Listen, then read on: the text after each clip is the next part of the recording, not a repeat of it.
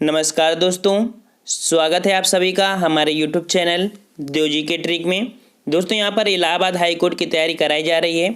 अगर आप पुलिस की तैयारी कर रहे हैं या मंडी परिषद की तैयारी कर रहे हैं तो भी हमारे इस टेस्ट पेपर को लगा सकते हैं, क्योंकि हिंदी हमारी एक ही लेवल की होती है। तो यहाँ पर चलते हैं, हमारा क्वेश्चन दिया है उत्साह किस रस का स्थायी भाव है। तो उत्साह हमारा किस रस का स्थायी भाव होता है। आपका सही जवाब होगा डी नंबर, अर्थात वीर रस का स्थायी भाव होता है हमारा उत्साह। नेक्स्ट क्वेश्चन है नाथ दैव कर कवन भरोसा, ओसी सिंधु करई मन रोसा, कादर मन कहूँ एक अधारा, दैव दैव आलसी पुकारा। अर्थात यहाँ पर पूछा है किस छंद का प्रयोग हुआ है। तो इसको हम लोग देख लेते हैं कि छंद को हम लोग कैसे गिनते हैं। तो यहाँ पर हमारा ना में हमारा डबल हो जाएगा, था हमारा सिंगल हो जाएगा, डबल हो जाएगा, single single single single single single single double, और इसके बाद हमारा हो जाएगा डबल। अब यहाँ पर देख लेते हैं, ये हमारा इतने तक हमारा लिखा गया है। यहाँ पर जहाँ पर बड़ा की मात्रा है यहाँ पर आपको ऐसे लगाना है, और जहाँ पर आपको सिंगल है, अगर छोटा हमारा है वहाँ पर आपको खड़ी मात्रा लगाना है। 2 2 4 5 6 7 8 9 10 11 12 13 14 15 16, अर्थात हमारी मात्राएं हो गई 16। अब यहाँ पर देखते हैं ऑप्शन हमारे क्या दिया गया है। तो यहाँ पर दिया गया है ऑप्शन हमारा दोहा, चौपाई, छप्पई, कवित्त। तो यहाँ पर चौपाई में देखा कि हमारी 16 मात्राएं होती है, अर्थात ये हमारा क्या है, चौपाई है। तो इस प्रकार से इसको आप ज्ञात कर सकते थे। नेक्स्ट क्वेश्चन है लक्ष्मी का पर्यायवाची क्या है। लक्ष्मी का पर्यायवाची क्या है। तो आपका सही जवाब यहाँ पर क्या हो जाएगा। तो यहाँ पर डी नंबर होगा, अर्थात कमला, सिंधुसुता, रमा, ये सभी हमारी लक्ष्मी की पर्यायवाची होती हैं। नेक्स्ट क्वेश्चन है विवाह का कौन सा पर्यायवाची है। तो विवाह का हमारा पर्यायवाची हो जाएगा आपका ए नंबर, अर्थात जो परिणय होता है वो हमारा विवाह का पर्यायवाची होता है। नेक्स्ट क्वेश्चन है त्योहार का तत्सम शब्द क्या है। त्योहार का तत्सम शब्द क्या होगा। सी नंबर हो जाएगा तिथिवार। ठीक है, क्या हो जाएगा हमारा तिथिवार, हमारा इसका तत्सम शब्द होता है। नेक्स्ट क्वेश्चन देखते हैं पंडित का विलोम शब्द क्या होता है। पंडित का विलोम शब्द क्या होगा। तो आपका डी नंबर हो जाएगा यहाँ पर आपका मूर्ख, अर्थात पंडित हमारा ज्ञाता होते हैं और यह हमारा हो जाएगा मूर्ख। नेक्स्ट क्वेश्चन है चुलबुलापन में कौन सा प्रत्यय है। यहाँ पर प्रत्यय पूछा है, और प्रत्यय होता है अर्थात जो हमारा पीछे लगा होता है। तो यहाँ पर इसको अगर अलग करेंगे तो चुलबुलापन में हमारा पन आ जाएगा, अर्थात हमारा यहाँ पर बी नंबर आपका सही हो जाएगा पन। नेक्स्ट क्वेश्चन है दुःशासन की संधि विच्छेद क्या होगी। तो दुःशासन की संधि विच्छेद हमारी क्या हो जाएगी। तो यहाँ पर आपका सही जवाब होगा ए नंबर, अर्थात दुःशासन। ठीक है, दुःशासन अर्थात जब हमारा कभी ऐसा हमारा दिया हो तो जब डबल सा होता है तो पहले सा का हमारे क्या होती है, विसर्ग लग जाती है, और सेम टू सेम हम यहाँ पर प्लस लगाकर अलग कर देते हैं। नेक्स्ट क्वेश्चन है दाल रोटी में कौन सा समास है। दाल रोटी में कौन सा समास है। आपका सही जवाब हो जाएगा यहाँ पर द्वंद्व समास।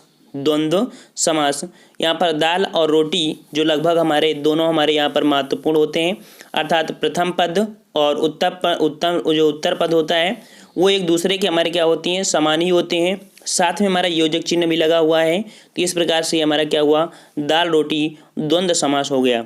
नेक्स्ट क्वेश्चन है कितनी नावों में कितनी बार के रचयिता कौन है।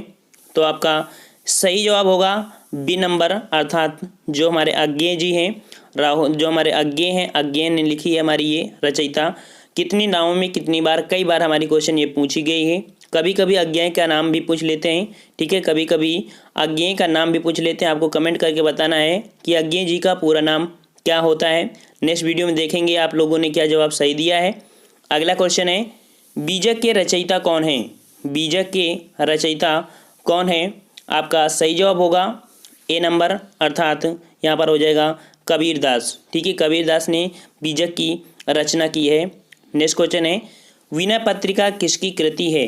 विनय पत्रिका किसकी कृति है। आपका सही जवाब होगा बी नंबर, अर्थात यहाँ पर हो जाएगा आपका गोस्वामी तुलसीदास। ठीक है, गोस्वामी तुलसीदास की हमारी ये पत्रिका है। नेक्स्ट क्वेश्चन है दोहा में कितने चरण होते हैं। तो दोहा हमारे कितने चरण हो जाएंगे। आपका सही जवाब होगा यहाँ पर बी नंबर, अर्थात यहाँ पर दोहा में हमारे होते हैं 4 चरण। अब यहाँ पर दोहा की बात आई है तो दोहा में 4 चरण होते हैं। जैसे मान लीजिए 1 2 3 4, तो पहला और जो तुम्हारे तीसरा होता है इनमें से 13 13 मात्राएँ होती हैं। जो दूसरा और चौथा होता है उसमें से 11-11 मात्राएं होती है, उसे दोहा कहते हैं। और यहीं पर चौथा हमारा इसका उल्टा हो जाता है। नेक्स्ट क्वेश्चन है, चौपाई के प्रत्येक चरण में कितनी मात्राएं होती हैं? तो चौपाई के प्रत्येक चरण में हमारे अभी आपने गिना था कि हमारे काउंटिंग करने के बाद यहाँ पर 16 आई थी, अर्थात चौपाई के प्रत्येक चरण में मात्राएं होती हैं 16, अर्थात आपका सही जवाब होगा सी नंबर। नेक्स्ट क्वेश्चन है, इन्हीं हथियारों के रचयिता कौन है? अर्थात यहाँ पर दिया गया हमारा एक बुक है इन्हीं हथियारों, तो इन्हीं हथियारों की जो रचयिता है आपका सही जवाब होगा ए नंबर, अर्थात अक्षरकांत हमारे इसके रचयिता हैं। ठीक है, अक्षरकांत इसके हमारे रचयिता हैं। नेक्स्ट क्वेश्चन देखते हैं, कादम्बरी के लेखक कौन है?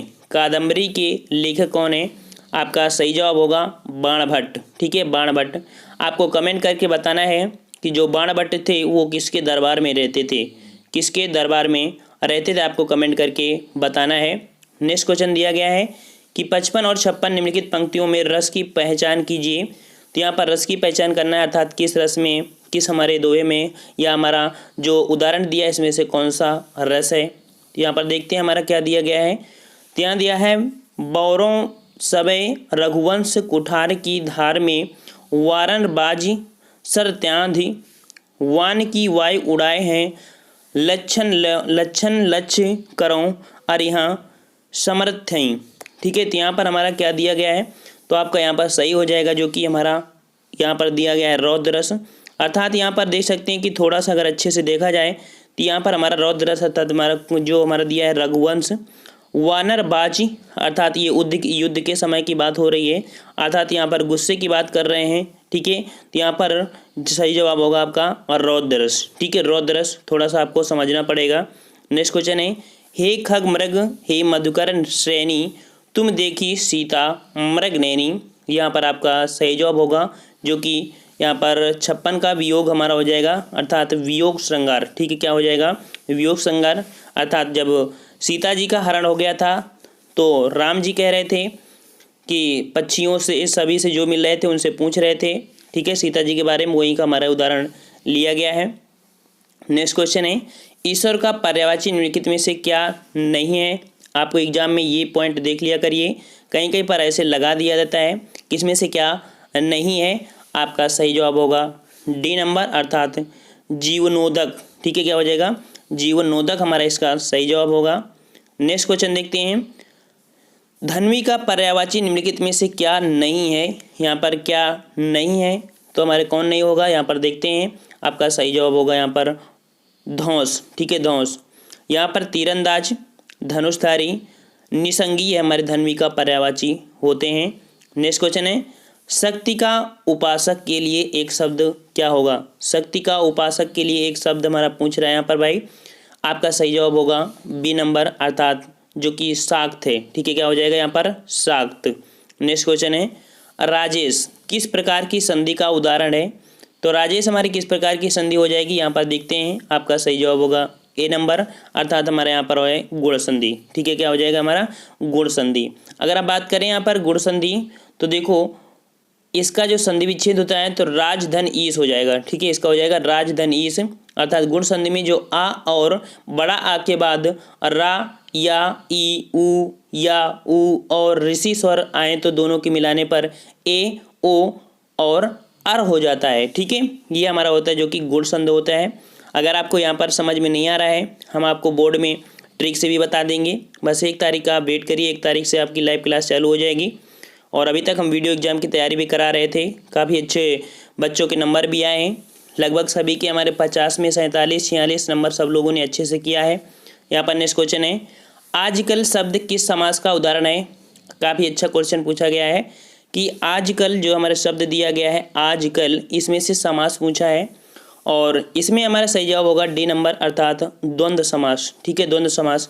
तो एक पॉइंट हमारा ये होता है कि जो हम लोग पढ़ लेते हैं डैश, अर्थात कहते हैं कि बीच में हमारा योजक चिन्ह होता है, तो जरूरी नहीं होता है कि योजक चिन्ह ही अनिवार्य हो। यहाँ पर देखो आजकल में हमारा योजक चिन्ह नहीं दिया गया है, लेकिन यहाँ पर हमारा द्वंद्व समास है। लेकिन यहाँ पर ये होता है एक दूसरे के हमारे लगभग हमारे लिंग परिवर्तन या उसके विलोमा शब्द होते हैं या हमारे समानार्थी शब्द कहलाते हैं, हमारे वहाँ पर होते हैं हमारे समास होता है कौन सा, द्वंद्व समास। नेक्स्ट क्वेश्चन है, भूपाल पालव भूमिपति बदनेश नंद सुजान है, इस पद में किस छंद का प्रयोग हुआ है? तो यहाँ पर आपका सही जवाब होगा यहाँ पर हरिगीत का। ठीक है, क्या हो जाएगा भाई? यहाँ पर 62 का हमारा हो जाएगा हरिगीत का। अब यहाँ पर अगर हरिगीत का में आप इसको मात्राएं गिनेंगे तो इसके प्रत्येक चरण में हमारी 28 मात्राएं होती हैं।